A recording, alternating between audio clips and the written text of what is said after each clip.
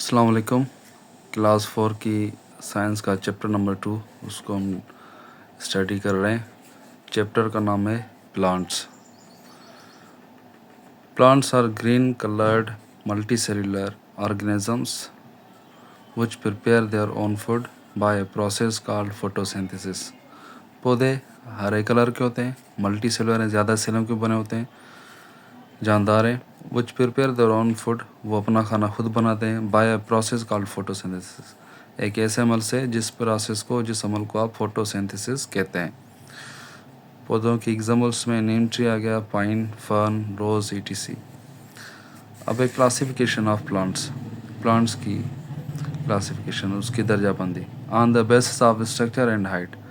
Plants को हमने मुख्तलिफ बुनियादों पर तकसीम किया हुआ है। यहाँ पर जो हम उसको क्लासीफाई कर रहे हैं उसकी स्ट्रक्चर और हाइट की बुनियाद पर। तो उसकी स्ट्रक्चर और हाइट की बुनियाद पर हमने प्लांट्स को 3 हिस्सों में तकसीम किया हुआ है, herbs, shrubs, trees. Number 1 herbs small and soft plants. वो एक तो उनकी जो हाइट होती है, जो उनका कद होता है, बहुत छोटा होता है, बहुत नरम होते हैं, with green non woody stem. और उनकी जो स्टेम होती है वो ब्राउन कलर नहीं होती, वो ग्रीन ही होती है। और फोटोसिंथेसिस भी वहाँ से हो सकता है, ठीक है। और नॉन वुडी, उसके अंदर वो उसकी स्टेम जो है उसके पास लिग्निन नहीं होता। लिग्निन एक ऐसा केमिकल है जो लकड़ी बनाता है ना, या स्टेम को लकड़ी में कन्वर्ट करता है या हार्डन बनाता है, तो उसके पास वो लिग्निन नहीं होता, तो नॉन वुडी होती है, यानी उसके स्टेम से हमें लकड़ी नहीं मिलेगी। लेस देन 1 मीटर, उसकी जो साइज़ होती है हर्ब्स की वो 1 मीटर से भी छोटी होती है। एग्जांपल में मिंट आ गया, फुदना, कोरिएंडर, धनिया वगैरह, टोमेटो, ईटीसी।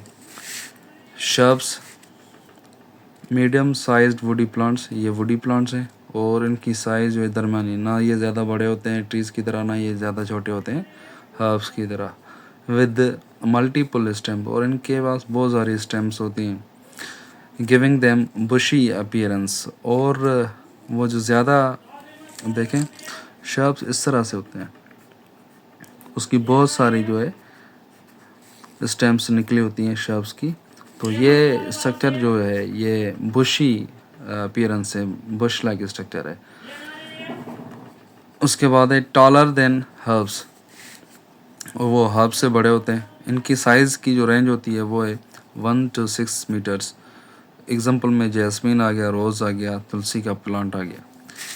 तीसरे नंबर पर trees, large and tall woody plants, ये बहुत लार्ज होते हैं और वो वुडी होते हैं, इनके पास लकड़ी होती है, with a single thick hard and woody stem. उनके पास एक हार्ड स्टेम होती है इस तरह से, यहाँ पर तो ज़्यादा स्टेम दी, लेकिन उनके पास एक ही स्टेम होती है। फिर वहाँ से बहुत सारी ब्रांचेस निकलती हैं, ठीक है, इस तरह से कुछ यहाँ से एक दूसरी ब्रांच निकल सकती है, लेकिन मेन जो होती है वो एक हार्ड स्टेम होती है, with a single thick hard and woody stem called trunk. और इस स्टेम को आप क्या कहते हैं? ट्रंक कहते हैं इसको, ट्रंक, ठीक है। हैव मैनी टॉल ब्रांचेस, और यहाँ से बहुत सारी बड़ी बड़ी ब्रांचेस भी निकलती हैं। 6 मीटर to 300 मीटर। रेडवुड एक ट्रीज़ है जिसकी जो साइज़ होती है तकरीबन 300 मीटर तक होती है, यानी ट्रीज़ की जो साइज़ होती है 6 मीटर से 300 मीटर तक हो सकती है। इनके एग्जांपल में आ गया मैंगोज़ आ गए, नीम ट्री आ गए। अब classification of plants on the basis of reproductive structure.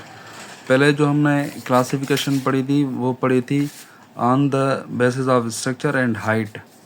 अब जो हम क्लासिफिकेशन पढ़ रहे हैं वो on the basis of reproductive structure, यानी पौधों के पास कौन सी रिप्रोडक्टिव स्ट्रक्चर है, कौन से उसके पास वो ऑर्गेन्स मौजूद पड़े हैं जिनकी वजह से वो अपनी नस्ल बढ़ाते हैं, उनकी बुनियाद पर। प्लांट्स को हमने 2 हिस्सों में तकसीम किया हुआ है on the basis of reproductive structure. एक होते हैं फ्लावरिंग प्लांट्स, दूसरे होते हैं non flowering plants. Flowering plants की कैरेक्टरिस्टिक्स को देखते हैं। Produce flowers in specific season, वो एक ख़ास रुत में, ख़ास सीज़न में वो फ्लावर को प्रोड्यूस करते हैं, flower. They have different coloured and shaped flowers, उनके जो फूल होते हैं जो फ्लावरिंग प्लांट्स के, तो बहुत सारे कलर के होते हैं। कोई रेड होगा, ब्लैक होगा, वाइट होगा, पिंक होगा, येलो होगा, और उनकी शक्ल जो है वो भी डिफरेंट होती है। प्रोड्यूस सीड्स एंड फ्रूट्स, और वो जो फ्लावरिंग प्लांट्स होते हैं वो सीड भी बनाते हैं और फ्रूट्स भी बनाते हैं फ्लावर से। There seed develops into new plant, और उनकी जो सीड होती है वो एक नए पौधे में जनरेट हो जाती है, डेवलप हो जाती है। उसकी एग्जांपल में rose, sunflower, mango tree, etc. Non flowering plants की जो खुशियात हैं, दे डोंट प्रोड्यूस सीड्स, वो सीड नहीं बनाते। डोंट प्रोड्यूस फ्लावर्स, उनके पास फूल नहीं होते। They produce spore for reproduction, वो सीड बनाते थे, सीड बना रहे थे रिप्रोडक्शन के लिए, ठीक है। और ये क्या बना रहे हैं, स्पोर बना रहे हैं। स्पोर एक सिंगल सेल्ड स्ट्रक्चर है, यूनिसेलुलर स्ट्रक्चर है, जिससे एक नया प्लांट डेवलप हो सकता है। Spore is a single celled reproductive powder like structure, powder की तरह, मिट्टी की तरह एक छोटा सा दाना होता है, इस तरह से, इसको आप स्पोर कहते हैं। और इनसे ही एक नया प्लांट जो है जनरेट हो सकता है, ठीक है। एक सेल का बना होता है, पाउडर लाइक स्ट्रक्चर है, और ये रिप्रोडक्ट है, यानी इनसे प्लांट की नस्ल बढ़ रही है, which develop into a new plant. अच्छा जी, उनकी एग्जांपल आगे नॉन फ्लावरिंग प्लांट्स की जो एग्जांपल्स हैं जो स्पोर प्रोड्यूस करते हैं वो है फर्न्स, पाइन, मॉसेस, ईटीसी। अब parts of the flowering plants, जो फ्लावरिंग प्लांट्स हैं, जो फूल बनाने वाले पौधे हैं, उनके हम पार्ट्स को देखते हैं। Stem, root, leaves, flowers, fruit, seed. पहले हम स्टेम को देखते हैं। स्टेम एरियल पार्ट है, यानी ऐसा हिस्सा है पौधे का जो हवा में मौजूद है, ठीक है, यानी ज़मीन से ऊपर है। Aerial part of the plant which grows above the ground, ज़मीन से ऊपर वो उगता है। कंसिस्ट ऑफ ब्रांचेस यूअली, उसके स्टेम के पास बहुत सारी ब्रांचेस होती हैं, टहनियाँ होती हैं। सपोर्ट्स अ प्लांट, प्लांट को मजबूती से वो सपोर्ट कर रहा है, उसको सहारा दे रहा है खड़ा होने में। Transport water and minerals from roots to the aerial part of the plant, stem क्या कर रहा है, वो रूट से वाटर और मिनरल्स लेता है और उसको प्लांट के जो बाकी ऊपर वाले हिस्से हैं, जैसे टहनियाँ होगी, ब्रांचेस होगी, लीव्स वगैरह, वहाँ तक वो ट्रांसपोर्ट करता है। Transport prepared food from leaf to the all parts of the plant, और पत्तों में जो खाना बनता है लीफ के अंदर, क्योंकि लीफ पता है आपको वो किचन है, खाना वहाँ पर बनता है, तो पत्तों में अंदर जो ग्लूकोज बन चुका है, तो इस टाइम वहाँ से उन पत्तों से, उन लीफ से वो खाना लेगा और प्लांट के बाकी सारे हिस्सों में तकसीम कर देगा। Leaf largest in numbers, plant के पास ज़्यादा से ज़्यादा जो ऑर्गन होता है वो लीव्स होते हैं, उनकी तादाद ज़्यादा होती है, ठीक है। Known as kitchen of plant, इसको किचन ऑफ प्लांट कहते हैं क्योंकि वहाँ पर उसका खाना पकता है। प्रिपेयर फूड बाय फोटोसिंथेसिस, पूरे प्लांट के लिए जो खाना होता है वो लीफ बनाता है, और जिस प्रोसेस की मदद से उसको आप फोटोसिंथेसिस कहते हैं, सूरज की रोशनी की मदद से वो अपना खाना बनाते हैं।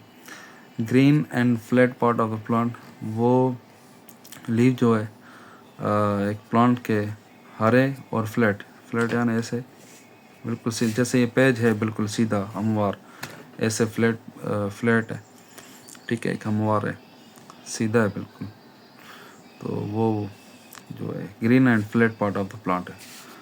Cover the stem and branches, सही बात है, वो स्टेम को भी कवर कर रहा है, धूप से बचा रहा है, और स्टेम ब्रांचेस को भी कवर कर रहा है, प्रोटेक्शन भी दे रहा है, यानी धूप से उसको बचा रहा है।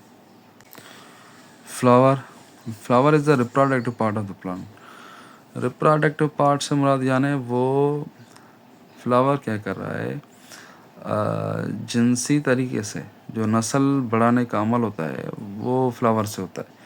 रिप्रोडक्टिव पार्ट से मुराद यानी ये जो गैमेट्स होते हैं ना, गैमेट्स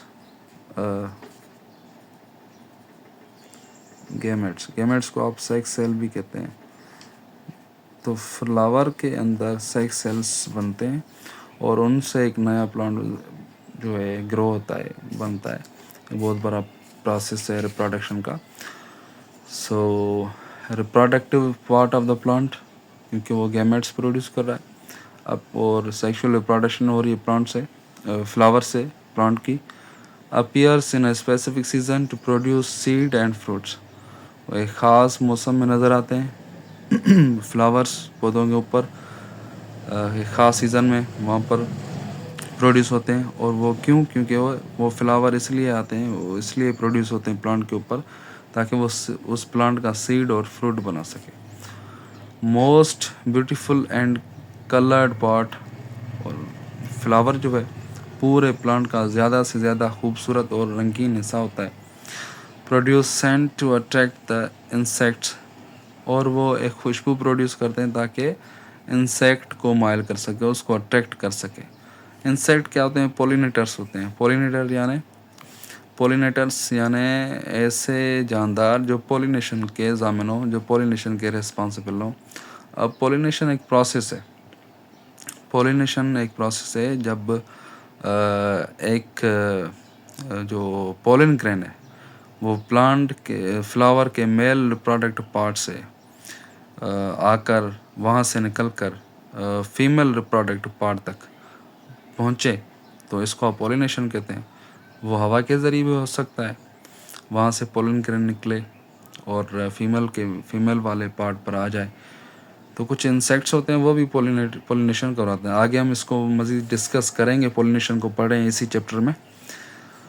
अच्छा जी, प्रोड्यूस नेक्टर फॉर पोलिनेशन, और एक तो वो इंसेक्ट को अपनी खुशबू से अट्रैक्ट कर रहे हैं, दूसरा नेक्टर, ये एक मीठी रस होती है, एक जूस, स्वीट जूस होता है जो इंसेक्ट उसको हासिल पीने के लिए, एब्जॉर्ब करने के लिए आते हैं।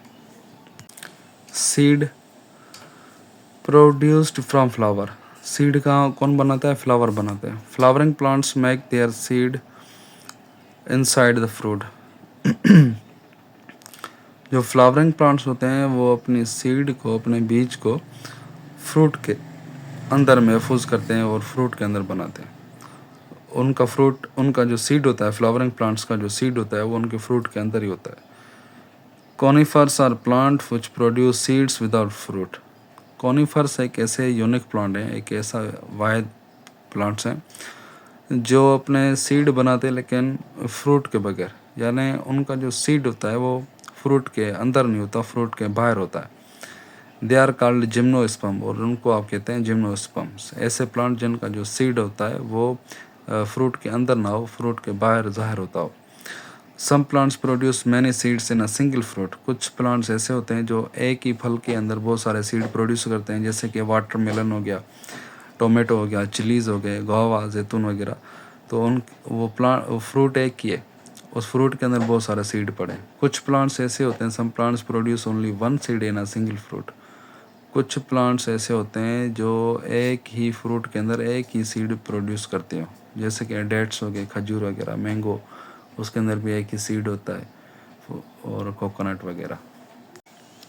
Transport of water in plant, एक प्लांट के अंदर, पौधे के अंदर जो वाटर की ट्रांसपोर्ट होती है, मुंतकली होती है, वो रूट से लीफ तक कैसे पहुंचता है वो वाटर, वो सारा प्रोसेस, उसको आप ट्रांसपोर्ट ऑफ वाटर कहते हैं। Plants absorb water through root hair, पौधे जो होते हैं वो पानी को जज़ब करते हैं रूट हेयर्स की मदद से। अब यहाँ पर ये रूट हेयर मैंने यहाँ पर दिया हुआ है, ये यहाँ पर एक छोटी सी स्ट्रक्चर है, ये रूट हेयर की, ठीक है। ये रूट हेयर, ये वाला जो एरिया है ये सारा ये सॉइल है, यानी मट्टी, क्योंकि रूट्स आपको पता है सॉइल के अंदर घुसी होती हैं, तो ये सारे ये सॉइल, ये पार्ट जो है, ये सारा का सारा जो पार्ट है वो है सॉइल, ठीक, मट्टी है।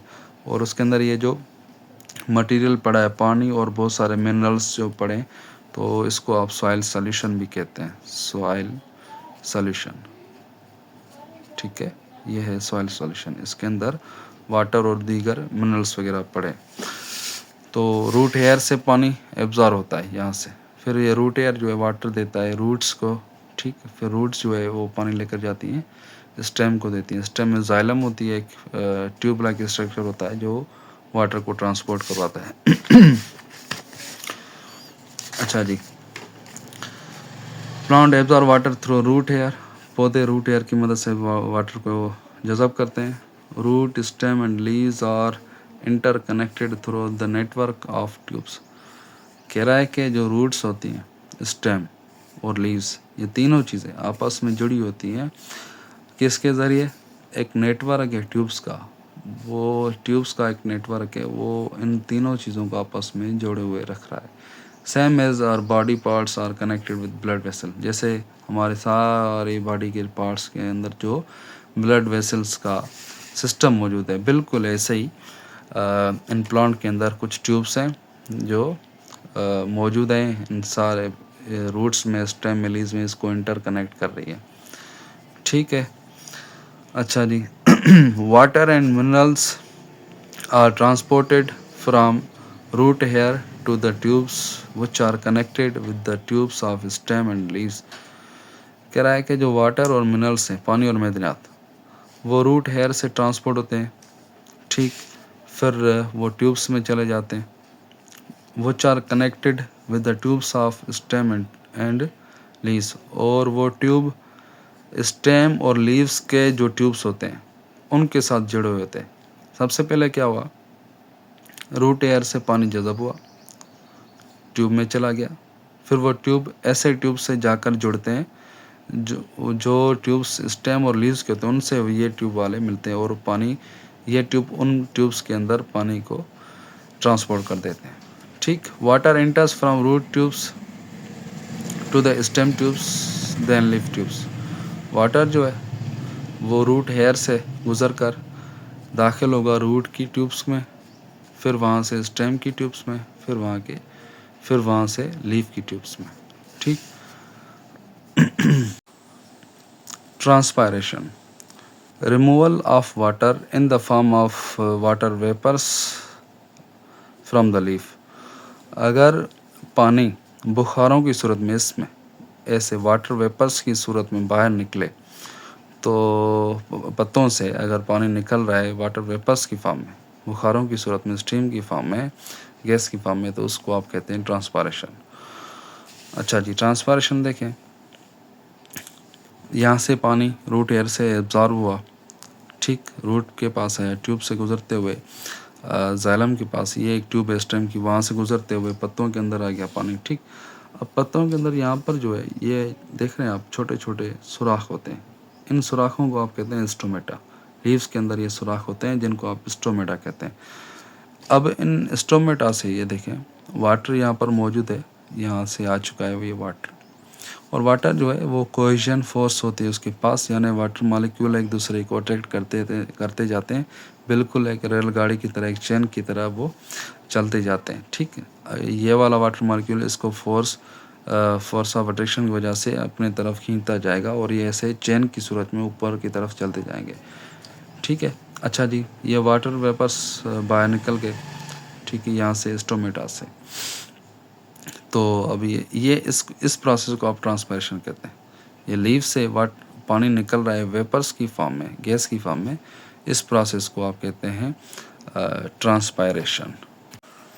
अच्छा, ये ट्रांसपायरेशन बहुत ज़रूरी भी है, ये जो प्रोसेस हो रहा है, वाटर रिमूव हो रहा है, ये बहुत ज़रूरी भी है। पता है क्यों? उसकी वजह ये, अब देखें, आपको ये तो पता है कि ये वाटर मॉलिक्यूल्स एक दूसरे को फोर्स ऑफ अट्रैक्शन की वजह से खींच रहे हैं। अब यहाँ से अगर कोई वाटर मॉलिक्यूल बाहर निकल रहा है तो इसके साथ जो पीछे वाला है, ठीक, वो तो उसकी पोजीशन ले लेगा। फॉर एग्ज़ाम्पल, ये 3 ऐसे समझ लें कार हैं रेलगाड़ी के, तो ये वाली जो कार है, ये वाली, ये इसको पुश कर रही है, पुल कर रही है। ठीक, अगर ये आगे बढ़ेगी तो ये भी उसके साथ आगे बढ़ेगी। ठीक, और ये वाली कार जो है इसको पुल कर रही है, आगे की तरफ खींच रही है।